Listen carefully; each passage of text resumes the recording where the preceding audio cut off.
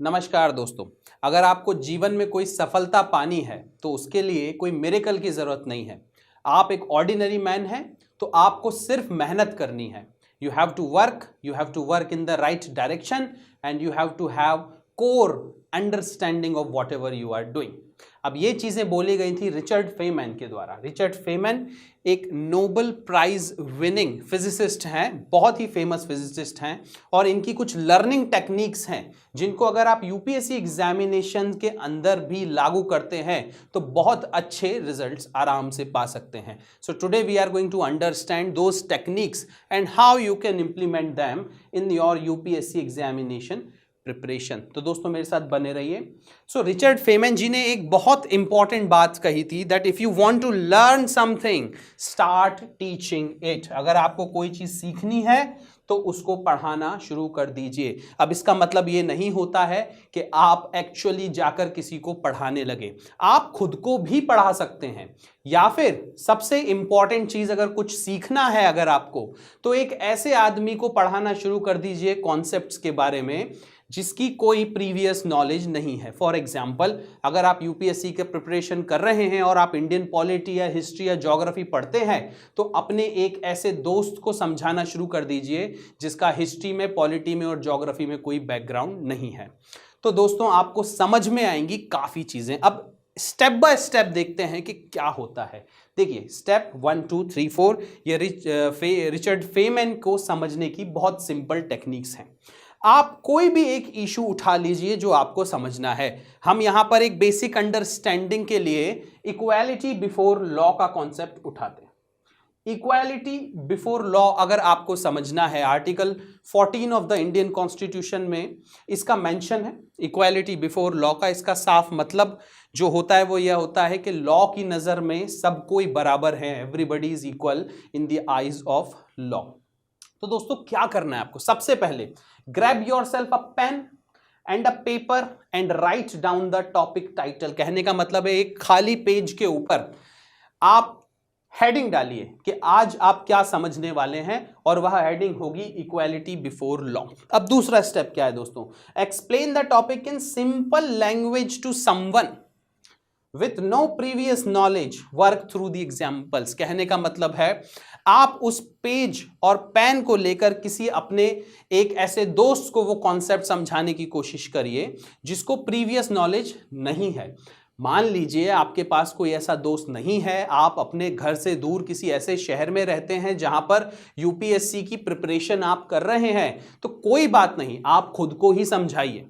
आप एक plain paper लीजिए, उसके ऊपर सबसे ऊपर टॉप पर आप टॉपिक लिखिए और उस टॉपिक के बारे में लिखना शुरू कर दीजिए। एक एक करके लिखिए कि इक्वालिटी बिफोर लॉ क्या होता है। इसके बाद एक दूसरा कॉन्सेप्ट आपको समझ आएगा कि there is something called equal protection of law.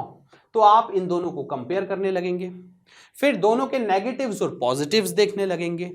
आप नए नए कॉन्सेप्ट्स को खोजने लगेंगे with in the concept of equality before law and equal protection of law. अब कुछ बच्चों के लिए यही काम करना बहुत मुश्किल हो जाता है दोस्तों। उनको लगता है कि यार ये कॉन्सेप्ट तो मुझे आता नहीं है और पेपर पे इस कॉन्सेप्ट को लिखना बहुत ज्यादा कठिन है। बट हिम्मत मत हारिए, आप लिखते रहिए, कोई आपको जज नहीं कर रहा है। आप अपने कमरे में, जहां आप अपनी टेबल पे, कुर्सी पे बैठ के अकेले में ये एक्टिविटी कर रहे हैं, nobody is watching you, nobody is judging you. Just open up the copy, pick up the pen, write the title and start writing whatever you know about the topic. आगे देखते दोस्तों क्या होता है। Identify the problem areas in your understanding. अब आप को देखना है कि इक्वालिटी बिफोर लॉ अगर आप पढ़ रहे हैं तो आपको क्या चीज समझ नहीं आ रही है। ऐसा भी हो सकता है कि इक्वालिटी बिफोर लॉ तो आपको बहुत अच्छे से समझ आ जाए, but equal protection of law में आपको कुछ ना कुछ डाउट्स निकल के आ जाएंगे। अब क्या क्या हो सकता है जब आप लिखना खत्म कर देंगे, वहां पर आपको गैप्स पता चलेंगे। आपको पता चलेगा कि भाई इक्वालिटी बिफोर लॉ मेरे को पूरी तरह से आता तो है, बट कुछ ना कुछ ऐसे गैप्स हैं जिसकी वजह से मैं एग्जाम में गलती कर सकता हूं या कर सकती हूं। दूसरी इंपॉर्टेंट चीज आपको यह अंडरस्टैंडिंग आएगी कि वो जो कॉन्सेप्ट है वो आपको कितने अच्छे से आता है। You can rate your self out of 10 कि आप आधा कॉन्सेप्ट को अच्छे से समझ पाए हैं या फिर 80% कॉन्सेप्ट को अच्छे से समझ पाए हैं। This is something where you have to be true to yourself. Concept को कितने अच्छे से समझ पाए हैं, क्या कॉन्सेप्ट आपको ठीक से समझ भी आया है या आपने कुछ अलग ही तरीके से उस कॉन्सेप्ट को समझ लिया है। तो दोस्तों गैप्स और कॉन्सेप्ट ये दोनों ऐसी चीजें हैं जो आपको वहां समझ आएंगी लिखने के बाद कि कितना आपको समझ आया है। साथ ही साथ कुछ पॉजिटिव चीजें भी होंगी। पॉजिटिव चीजें जैसे कोरिलेशंस निकल के आएंगे। आप equality before law, equal protection of law के जब एग्जाम्पल्स लिखना शुरू करेंगे तो आपको पता चलेगा कि कुछ ऐसी चीजें भी हैं जो आपने पहले कभी सोची ही नहीं थी। ये तो एक नई चीज निकल कर आ गई है, एक अलग प्रकार से कोई चीज निकल कर आ गई है जिसके ऊपर आपका कभी दिमाग गया ही नहीं था दोस्तों। तो वो कोरिलेशंस आपको मिल जाएंगे और कुछ ऐसे क्वेश्चंस, कुछ क्यूरियस क्वेश्चंस आपके नजर में आ जाएंगे जिनका जवाब आप ढूंढने के लिए आतुर हो जाएंगे। You want to search the answer to these questions. Why? Because they are so appealing to you, और यह आपके दिमाग में कभी आए नहीं है। और क्यों आ रहे हैं? Because on a plain paper you are just writing down the concept, you are trying to understand the concept by writing it down। तो correlations भी मिलेंगे, gaps भी मिलेंगे, साथ ही साथ में आपको कुछ ऐसे सवाल भी मिलेंगे जिसके जवाब आपको नहीं पता है बट आप उसको जानने के लिए आतुर हैं। You want to know the answer, so you can write down those questions also।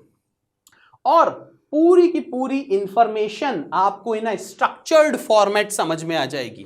फिर अगर आपसे कोई पूछेगा कि इक्वालिटी बिफोर लॉ क्या है और how can it be differentiated from equal protection of law, so you can very well define both the concepts, tell the difference between them and tell the sameness between those two concepts. एक structured way में, एक logical वे में आप किसी को भी समझा पाएंगे। और दोस्तों यूपीएससी के लिए यही जरूरी है। जब आप आंसर राइटिंग करते हैं तो एक स्ट्रक्चर्ड वे में, लॉजिकल वे में अगर आपने आंसर नहीं लिखा है तो आपको मार्क्स नहीं मिलते हैं।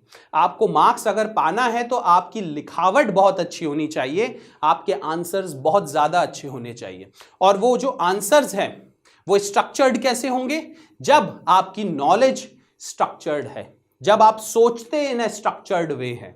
आप जब ये काम रिपीटेडली करते रहेंगे तब आपको फायदा समझ आएगा धीरे धीरे। और आपको लगता है कि कहीं पर भी किसी भी प्रकार का गैप है, किसी भी प्रकार का कॉन्सेप्ट में गैप है या फिर इंफॉर्मेशन में गैप है, तो देखिए simplify convoluted terms a child should understand you. कहने का मतलब है दोस्तों कि वापस से उस सोर्स पे जाइए जहां से आपने पढ़ा है, या फिर किसी दूसरे सोर्स पर जाइए इन नए आंसर्स को ढूंढने के लिए, इन नए कोरिलेशंस को चेक करने के लिए, और देखिए, सिंप्लीफाई करिए उन कॉम्प्लेक्स चीजों को जो आपको नहीं आती हैं या फिर आपने पहले कभी नहीं सोची हैं। ऐसे कोई गैप्स हैं जो आपको नहीं आते हैं तो उनको भरने की कोशिश करिए, दोबारा पढ़िए और फिर से इस पूरी प्रोसेस को रिपीट करिए।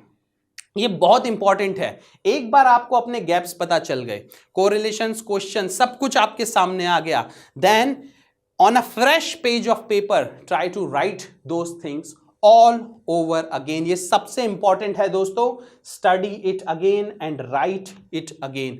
अगर आपने आलस कर कर वो चीज छोड़ दी तो वो जो आपने सीखा है वो आपके दिमाग में स्ट्रॉन्ग नहीं हो पाएगा, आपकी कोर अंडरस्टैंडिंग में नहीं आ पाएगा। अगर आपको किसी भी चीज को अपनी कोर अंडरस्टैंडिंग में लेके आना है, फंडामेंटल नॉलेज बेस बनाना है, तो आपको वो चीज रिपीट करना होगी।